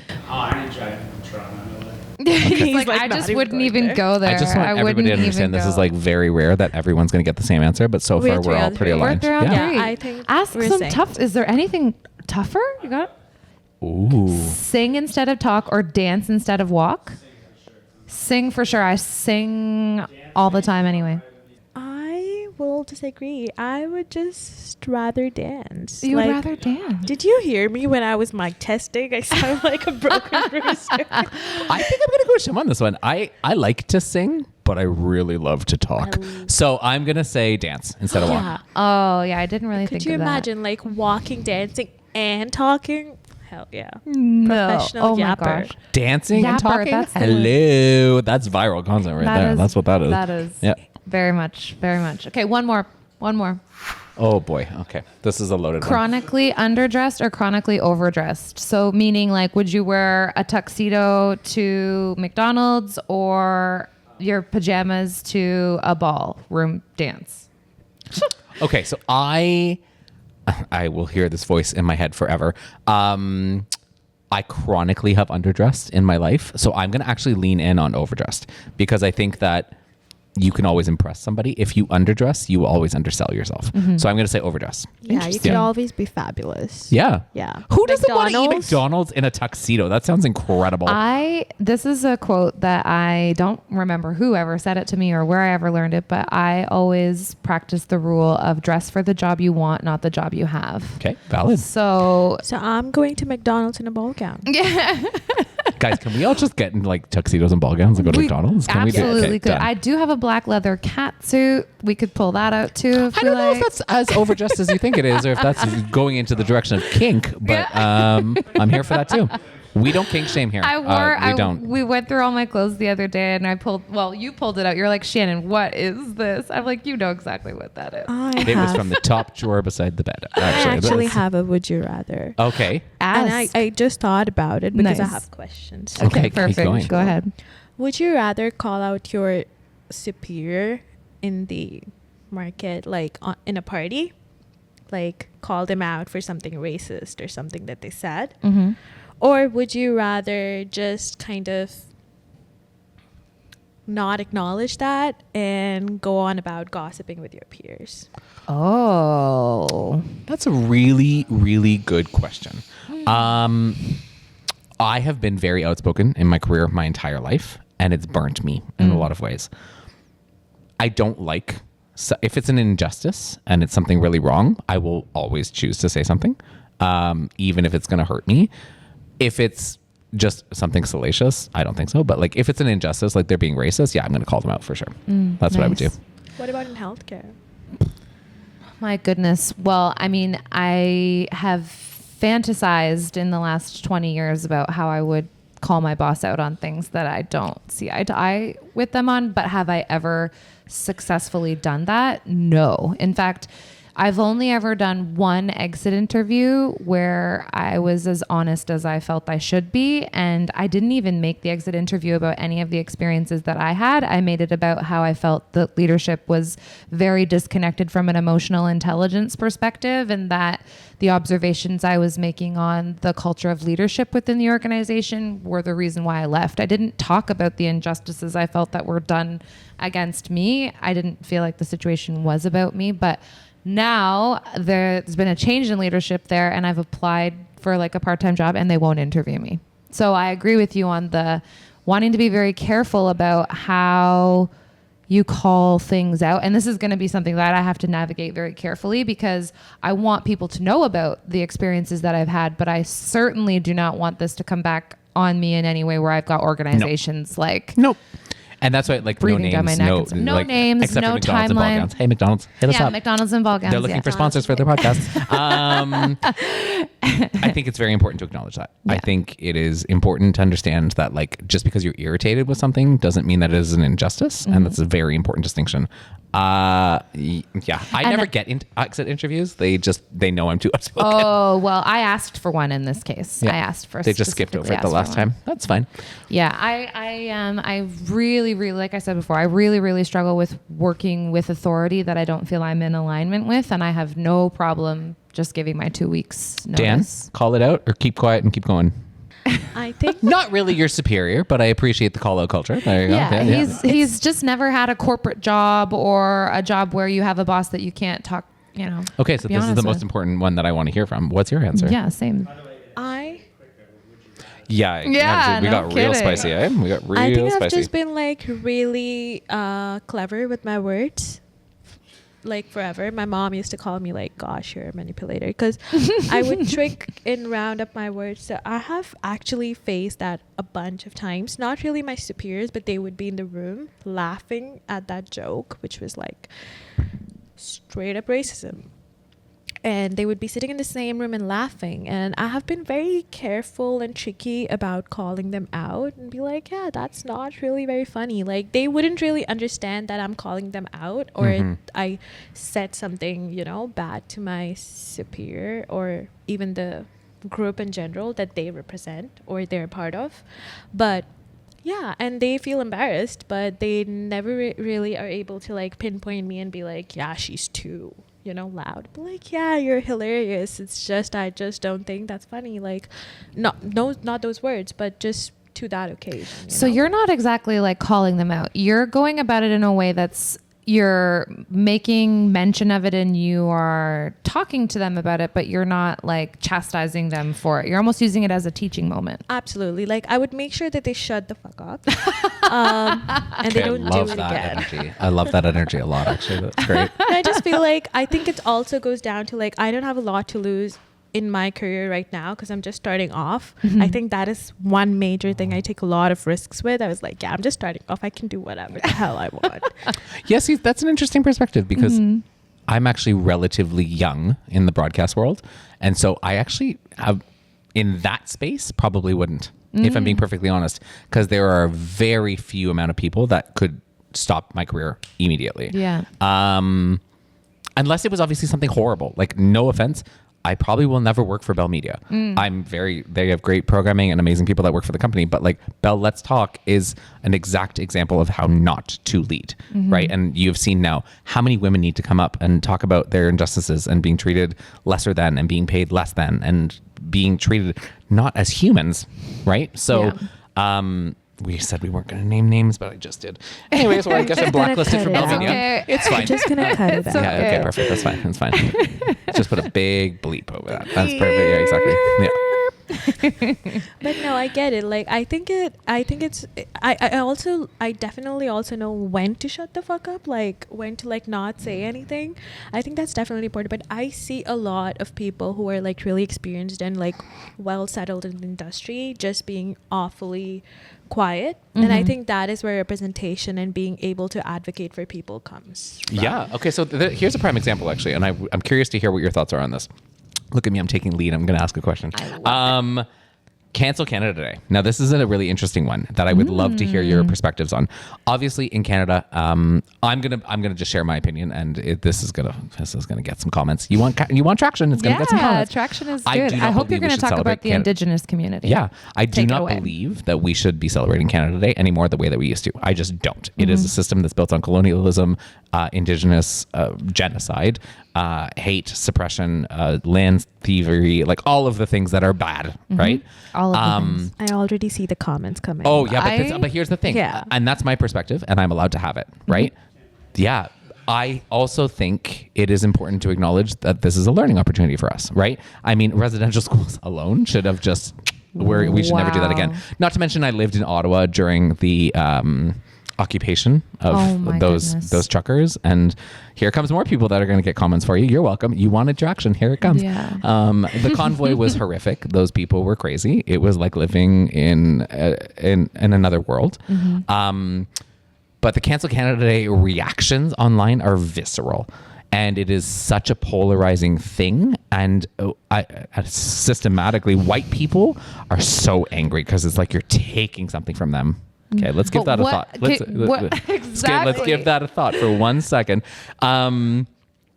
I would love to know your opinion on this, right? Like, this is one of those moments where like we can speak up about something that's very important. Yeah. Specifically, I have a lot of Indigenous content creators in the space that I love to follow. I love that. And Indigenous from all parts of Turtle Island and from all over the world. And it's incredible to listen to their voices. And I've learned so much about colonialism and about my white privilege and about all of the things that I can undo and be better at. Yeah. But like to watch the comment section on when people share specifically the Indigenous content creators is disgusting. Wow. So if you're going to come at me, it's at Do the Daniel. Trust me, I respond back. Well, I really love actually that you brought that up. It's I teach a few different classes in the different colleges that I work at, and one of the classes is Health and Social Service Systems in Canada. And there's an entire lecture specifically around the history of the Indigenous community. And I always start that lecture out by saying, I don't think that this should be a 1 week lecture. I think you should take an entire 15-week course on this. Yeah. And I know that healthcare organizations are making it like mandated that each employee within the organization take a cultural sensitivity training for Indigenous culture, which I think is amazing and fantastic. I grew up in Sarnia, Ontario, where there was a reservation just literally on the outskirts. So I actually grew up in public school, going to school with Indigenous students. Yeah. And I thought that they were special because they got to go out and take an Ojibwe class. And I was like, I want to take an Ojibwe class. Like, why do they get to go take this class and I don't? And I don't think I realized, and Dan, you can chime into this being from Sarnia as well. Like, I don't think I really realized that there was a difference until my parents were really apprehensive about letting me go to a birthday party on their reservation. And I didn't understand that. Like, I didn't understand that. And now when I look back on those times, I was like, what, grade 6 or grade 7, you know? Now when I look back at that, I think about what so much has happened since the unearthing of the unmarked graves in the residential schools. I think that the government has done a piss poor job of whatever this apology for the oppression was. You know, I firmly believe that we need to be talking more about Indigenous culture in our grade school level, because I think back to grade school, I feel like we learned more about American history than we did Canadian history. Like, Voyage of the Mimi. That's what I watched in grade school. Okay. And look it up. Yeah. Anyways, I didn't learn. Yeah. I mean, maybe I'm blacking it out. I don't know. But I did not learn about Indigenous culture at all growing up as a Canadian child. I'm going to be super honest. It was in my 30s that I put 2 and 2 together that the North American Indigenous population is the same as not the same, I should say, is related to, and our sister societies to, like, Indigenous peoples from South America, and like that Indigenous is native to the land, and it is about, they are from here, we are the strangers. Yeah, we are the strangers. Yeah. We are the immigrants, literally. Yeah. I can see why it'd be really difficult for, like, boomers to realize that they don't belong here. This is gonna piss some people off. Trust me, it's gonna fire up some comments, so buckle up with that thick skin. But, like, I think it's important, right? Very important. And it's wild to watch a white person feel like something is being taken away from them, because they will fight it tooth and nail. I know. And I worked for an employer actually at one point that and this was sort of when things had just started to come out about the residential schools and the unmarked graves and the genocide and the horrific things that this country has built as pillars into itself. And I won't name the employer, but essentially they were really staunchly on, like, doing the social media posts about we're in Canada Day and Canada Day promotions. And I was like, I really think we should skip this. And they were like, well, what do you mean? I was like, I really think we should skip this. Like, I'm giving you my advice as a marketer and a digital marketer and a content creator. And we put it up, and within like 5 minutes, it started a bonfire. Wow. And then they made me take it down, and they were like, okay, I guess you were right. And I was like, you can't, just because you really want to wave around a Canada flag in 2024 doesn't mean it means the same thing as it did 5 years ago. Yeah. And since the convoy, I see that flag and I see hate and violence and systems of oppression, and that's what I associate it with. It's very scary to think what could happen or what might happen when the presidential... God, let's not even go down that possibility. I know. Let's talk about orange shirts, not orange people. I'm very nervous because we live so close to the States, that residual, right? Like, we experienced that aftermath of the last time this happened. So I'm nervous to see if there are any kind of convoy resurgences or anything like that will happen, because... the world's about to change. I'm the last person to comment anything on this because I've only been here a year and a half. The only knowledge I have is, like, from what I would have probably read by myself or Yeah. Okay. So for example, I'm from Quebec, and Quebec unfortunately has like a lot of systemic racism built into their healthcare system. And one of the most famous cases was the Indigenous woman that was asking for help, and they just assumed that because she was Indigenous that she was an alcoholic, and then gave her morphine and it killed her because she was allergic to morphine. And it's all on tape. She Facebook Lived, actually, I should say. And I remember hearing this, and I was like, "There's no absolute way that happened," and it did. And it continues to happen. Happens all the time. The predisposition that the Indigenous peoples are all alcoholics and are all inherently bad is a colonial system, right? It's built into us as a society to suppress them and to ultimately eliminate them. That's what that was all about. And so within the healthcare system, I think you're absolutely right. I think that this is a conversation that needs to be had. Must be. I can think of a billion examples, but I'll never forget this one situation that I got called to in the neonatal ICU. Okay. The charge nurse called me to say, you have to come and talk to this mother. She's being completely unreasonable. And so I went and I get her side of the story, and I'm, taking into consideration all of the information I'm being told. But she did not tell me that she was an Indigenous mother. She didn't tell me that until I walked into the room and I started having a conversation with her. Did I realize, oh, this is an Indigenous mother? And so the charge nurse was going on and on about how she shouldn't have this piece of equipment in the room because she's not going to have that when she goes home. And I took it out for a reason. And so I went in and had a conversation with the patient now to get their side of the story. And the woman says to me, she's like, this is my 7th child. I've been in the NICU 4 times with my other children. I know what I'm doing. I know that I'm not going to have this equipment at home. But for my peace of mind, why can't I just have that piece of equipment? Like it was a scale to weigh the baby. Yeah. I'm like, you're absolutely right. You're absolutely right. But the nurse didn't take the time to talk to the patient to know that this was just part of what she had done with previous children, and was labeling her as difficult and that she wasn't educated or didn't know what she was talking about. But meanwhile, this person had many children and knew exactly what she was doing and knew exactly what her plan was when she brought the baby home. But the nurse didn't give her the time of day. So I had to use that as a teaching moment where I said, I had to ask her point blank. I said, does any of this have anything to do with the fact that she's from a different culture? Like, I can't remember exactly how I worded it, but I did call it out. I did to the charge nurse, obviously, and then you have to report it and you have to document it. And that's where I think some of the things like the bureaucracy of healthcare must be extremely challenging as well, because you add in layers of like red tape and to make any change, and it must be extremely difficult. Everything is a policy. Anything and everything is a policy. Yeah. So I have many friends that are educators and many important people in my life that are educators, and it's very similar. And effective change by putting in red tape, it stops change. Right? Everyone thinks it's to support systematic growth and blah, blah, blah. No, it's actually the opposite. It's to stop you from changing the system. Yeah. So keep fighting the system. I talk about this in my collaboration and management class, because it's like, as leaders, you want to change, but the policy is so strict that changing it could cause a ripple effect, and you don't want to change because then it could create more work and it could create more conflict. It's like, I think that's so backwards. I think that's why most people try to like start something instead of like trying to make change in the existing organization. It's always more appealing, as tough as it is, to start something. We're in the middle of it right now. Yeah, it's very hard. Even OBM, like the concept of like being able to provide mentorship in an existing market is just so difficult because of all of the policies. Like, professors can only interact so much with their students. Being able to refer somebody is like a whole thing in itself. Being support, providing mental health support, providing mental health support to students. Like, there's only so much that you can do, and it's like they're struggling with everything. I could literally spend 37 hours a day helping people. Yeah. There's just not enough help for international students. There's not enough. It's scary.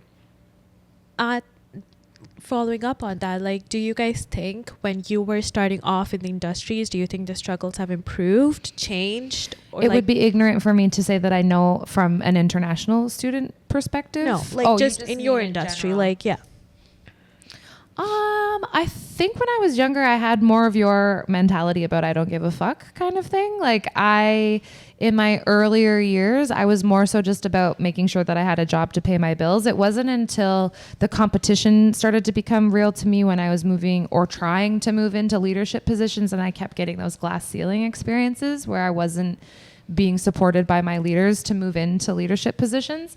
But if I think about it, I don't know. I think it is a lot more challenging now because of the level of competition that's out there and how, there are just a lot of competing factors. You have to be very educated. Well, in my industry, I don't know. What about for you? Do you have to be educated? Is it just years of experience? Is it Like, It's a bit of a loaded question. I mean, I think if I look, I'll look at the two sort of siphons that I fall into. So in the content space, I mean, content didn't exist, right? Yeah. When my career started, it wasn't a thing. You were up against journalists and broadcasts and people that just didn't want you in the spaces where media existed. So we were actually kind of change makers in and of ourselves as an industry. In broadcast, I think changes are different. I mean, you would never in 2013 see a gay man with acrylic nails on television. That would have not happened. Yeah. It was and I say this with love and respect to the history of who the queer people are. It was a very Will and Grace model, right? We were sort of the brunt of the joke. We fit into where it was comfortable to put gay people. So I think there has been improvements. There's still a lot of work to do, for sure. Well, Like- definitely, sorry to interrupt, but definitely in terms of integrating the internationally trained professionals we brought here to help fix the problem, we're not integrating you. We're not integrating you at all.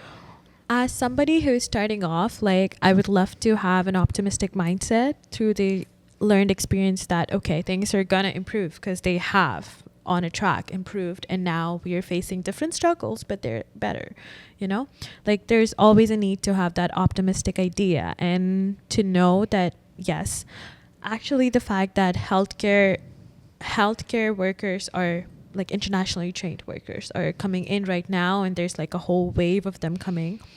And I mean, sure, the government is trying to minimize by removing work permit experiences required and all of that, like just trying to reduce the population coming in, sure. But I don't think that's for the actual reasons that they're not able to utilize the population. That's because there's a shit fire going on and they don't know how to control it. So they're just doing save and grace for anything. Sure, we don't have housing, remove international students, let them not come in. Yeah, what the fuck was that? Do you even know how that has impacted my career? Like, what? very On selfishly, earth? I'm making this about me for a moment. Like, Of course. I could not believe that the government would say, we are going to cut your enrollment rates by 60%. Forget about all of the people that are dreaming about coming here and are going to help our country. Now, all of a sudden, the people who have been teaching all the people that you brought in are going to have what? You know who probably made that decision? A white man. Yeah, it Yeah. definitely was a white man. Yeah. And so then and I don't understand a lot of the PR process well enough yet to make any comments on it. But now you're making it so competitive for people to come in. I don't know. The competition is one thing. Like, sure, coming from a selfish perspective, I'll be like, yeah, I won't have as much competition in the next 5 years as I would potentially have had if this wasn't changed. But at the same time, I know for the fact that we need it. Working in our healthcare, economy. yeah, we need that. Like the population, the jobs, everybody is understaffed. It's not like jobs not there. They just don't know how to channelize it, and it's nobody's fault. They don't know how It to keep doesn't- people in jobs because jobs are so, well, not every job, but many, many jobs are so poisonous that it's hard to keep people in them. Because nobody wants to work on minimum wage. Nobody No. can I afford to can't live on sustain- minimum. Like being a student with no responsibilities, to be honest, with no bills to pay as much. I cannot afford to live on minimum wage. Now, when a job is offering me minimum wage, I cannot sustain. No. I am obviously going to aim for higher jobs. So all these jobs are left out. People are literally trying to struggle and get whatever they can. And the solution to that problem is to just stop people from... I mean... Doesn't make sense. I can't even. It doesn't. So make it's sense. like Yes. And then I find myself putting my foot in my mouth because it's like, no, take the $18 an hour job because then you can put that on your resume and then you can use that as a stepping stone for the next thing. But for the next year and a half, you have to make $18 an hour. Yeah, while and I you're mean, like, I establishing think yourself. that's my lived experience, right? And I'm not denying. Listen, again, I am the biggest advocate for healthcare workers and educators. I think that they are completely undervalued, underpaid, and understaffed. But I still remember my and again, this is my first job. It's not coming out of university. You had to do that. You needed to get experience, Yeah, right? you had to climb up. Yeah. So it sounds like it's an extremely systematic problem that just works against the entire healthcare profession, right? I think that's where abusing international students also comes into play. Like, there are jobs that should definitely be paying more than the minimum wage. Oh, but 100%. because there's such desperation within the international student community to have employment because of their requirements, or they're just because of sustainability, they're eager to do the same job for lesser pay.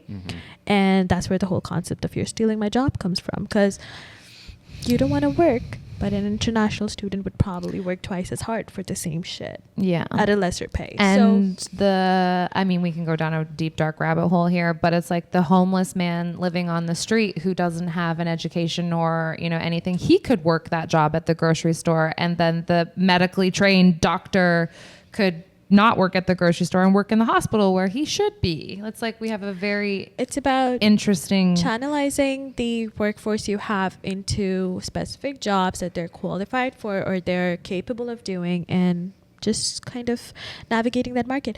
So I guess that was our segment of Would You Rather. That's so funny. And there it is, ladies and gentlemen.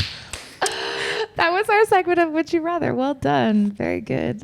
One great. last little segment, and I'm told that this might be an inappropriate thing to say, but I'm going to say it because it's a term, it's a Gen Z term that I learned. Oh God, here we go. And we're not live. And we're not live, so we can edit it out if it is offensive, but is to say having a mentee be, is that a bad thing? I'm getting really tired of hearing this, actually.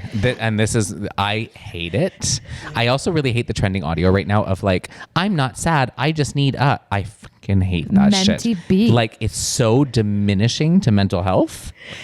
We were going to talk about how how do you talk I'm not about sad, it? I just needed a vacation to Disney. Not everybody can go to Disney, and I'm depressed, bitch. Like, Yeah.